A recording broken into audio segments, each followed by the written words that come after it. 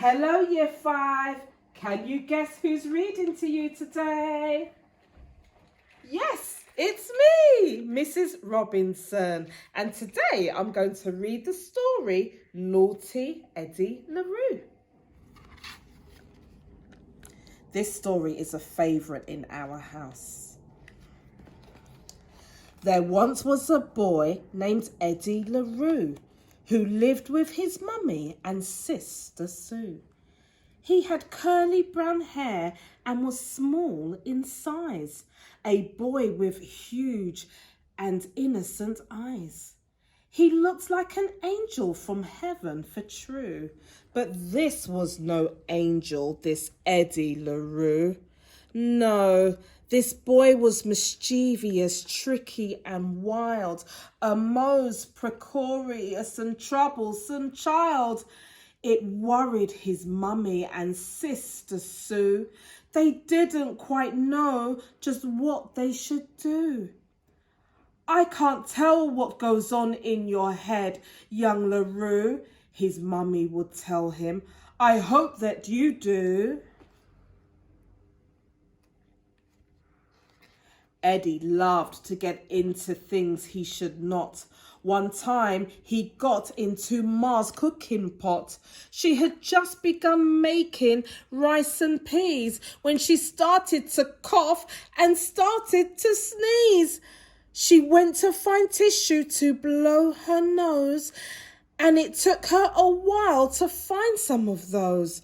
Well, when she came back, she kept right on cooking with no thought of trouble, not even looking.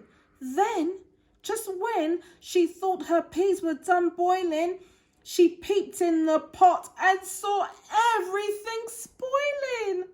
For Eddie had added some special things too, like 3 bars of soap, a rock and some glue.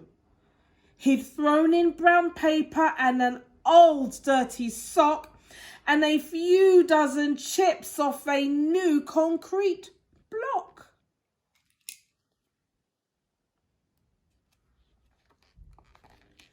When Mummy saw this, she was very upset. She called Eddie and said, "Son, you did this, I bet." "Don't look at me, Mummy. Now what did I do? I wasn't there. It must have been Sue. I was out in the yard with the boys from next door. They were showing me toys they bought at the store. It wasn't me, Mum. But I think you should know I saw Sue in the kitchen a moment ago." Then, another time, when young Larue was still small, he and his mother went to the mall. Mummy decided to try on a new dress and came back to find the most horrible mess. Eddie had knocked all the clothes from the racks and made piles of shirts and dresses and slacks. Then he jumped from one pile to the next and the next. When the clerks saw the clothes, they were terribly vexed. They charged his mother, and she paid what was due, then said many words to young Eddie Larue. At age 5, he climbed up a coconut tree. Right up to the top, it was something to see. He was so short and the tree was so tall. No one could guess how he did it at all. But there he was, at the top all right, gazing down and frozen with fright. And it was only when he began to cry that Sue came outside and saw him up high. She screamed for their mother to come right away, and when Mummy saw him, she started to pray. Well, just about then, a man from nearby said he'd got to the boy, at least he would try.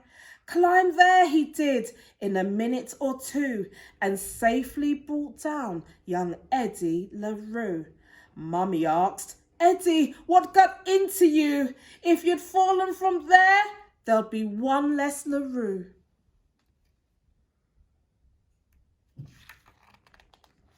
Well, he looked up at her with his big round eyes and cunningly told her the biggest of lies. Why, Mummy, when I climbed that tree, I climbed it for you. It wasn't for me. Sue said you were making a coconut pie, and I didn't know that that was a lie. She said I should pick you a coconut, and I thought it a little peculiar, but I went up the tree as fast as I could and threw one down like she said I should. So once again, Sue was the one who was blamed, and Eddie was not the least bit ashamed. But the worst thing of all, the worst by far, was the time Eddie painted the new pastor's car. Pastor drove up one day in a car of dark blue, so shiny and clean it clearly was new. Mummy said it looked lovely. Sue said it looked great. Eddie wanted to ride, but was told he should wait. For Pastor was busy. He had things to do. The first of which was to see Mrs. Larue. He had come to their house to discuss with their mother Eddie's constant misdeeds of one kind or another. Mummy said, Eddie, go do some painting for me. Pastor, please come inside. Sue, please make us some tea. Well, while they talked, Eddie did some repairs. He splashed paint on the fence, then he dabbed it on chairs. When he finished painting, he had nothing to do. So he sat and he gazed at the car of dark blue. It was pretty all right, but ever so plain. I was then that the thought popped into his brain. What do you think Eddie Larue is going to do now? Oh dear, I dread to see. The bushes he'd used on the chairs were still wet, and the cans of paint were not empty yet. Just some yellow here, a bit of white there, some green on the steering wheel, red on the gear. Eddie thought Pastor Brown would be happy to see how bright and exciting his Toyota could be. Eddie dabbed and splashed and splattered, and then he dabbed and he splashed and he splattered again. Oh yes, now the car looks ever so fine, Eddie thought with a smile, and the artwork's all mine. The picture's all finished. There was one thing to do. Eddie signed with a flourish by Eddie Larue. Then while he was putting the paint away, the pastor came out and he heard him say, My car, my brand new car. This time that boy has gone too far. Look at my car, I just got it today. It's ruined, I tell you, ruined, I say.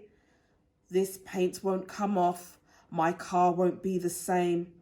And no question who did it, for there is his name. That boy is a monster, Mrs. Larue. I think you should know I'm going to sue. The pastor's not pleased this time, Year 5.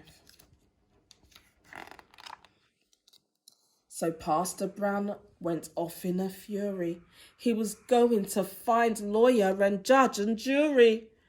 And Mummy too had quite enough. She made up her mind it was time to get tough. Eddie couldn't understand why such a to-do about changing a car to yellow from blue. They don't like art, he was heard to say. So he packed his bags and ran away. Mummy searched and searched for him every place. But the boy had vanished without a trace. Mummy was weak and sick with worry when he finally appeared looking meek and sorry. But Mummy knew it was all a game. She knew that boy was still the same. So for all the trouble he caused the Larues, she decided that Eddie should pay his dues. She grabbed his shoulders and shook them rough to show the boys she had had enough. Do you see this boy? My hair is white. You gave me such an awful fright. Why do you never do what you're told? You're making me tired. You're making me old. You're driving me crazy. You're driving me mad. What's a mother to do with a boy who's so bad?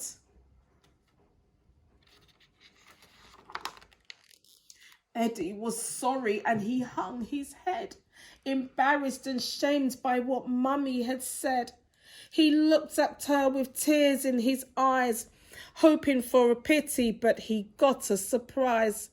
Mum looked at him hard and shook her head, and with a big sigh, she finally said, "Son, this hurts me more than it hurts you.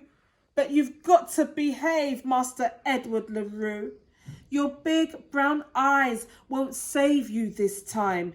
You're going to pay for your latest crime."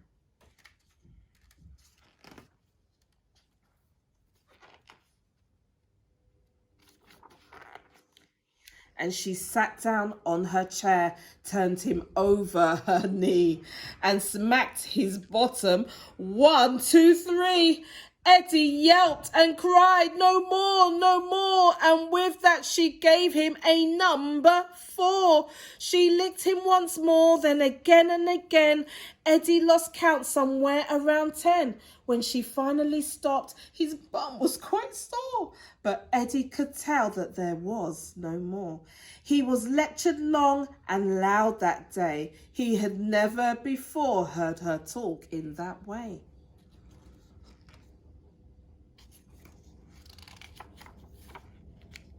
Most of the lecture he had never heard. With his mind on his bum, he near missed every word. Only when Mummy was almost done did he hear her at all, that naughty son. "And don't ever again blame your sister Sue for even the smallest thing you do. Now go to your room for the rest of the night. Get going, young man. Get out of my sight." He went to his room, feeling thrashed through and through. 'Twas a sobering moment for Edward Larue.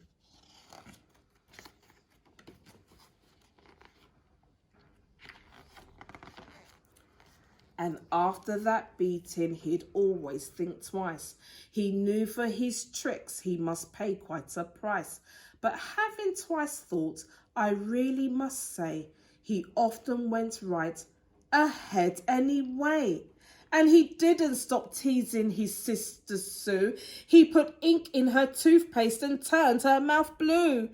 And before poor Sue could clean up from that mess, Eddie put a big snail and 2 frogs down her dress. He laughed as Sue screamed and ran from the room, then chuckled some more as he inked Mummy's broom. The wheels in his head just wouldn't stop whirring. His little mind engine kept purring and purring. His teacher declared, "We must confess. Where he will stop is anyone's guess. He'll make the world different. We know that is true. We're going to keep hearing from Eddie Larue." Oh dear, Year 5. Isn't Eddie Larue quite naughty? But I'm sure none of you would make the choices that he made, because that would be absolutely awful. And I know that you are all wonderful children who think about their choices. I hope you've enjoyed this story. This is our first story for World Book Week, and I'll continue sharing some stories this week. So this is the first one, Naughty Eddie Larue, and I hope you enjoyed it, and I will see you tomorrow. Bye bye.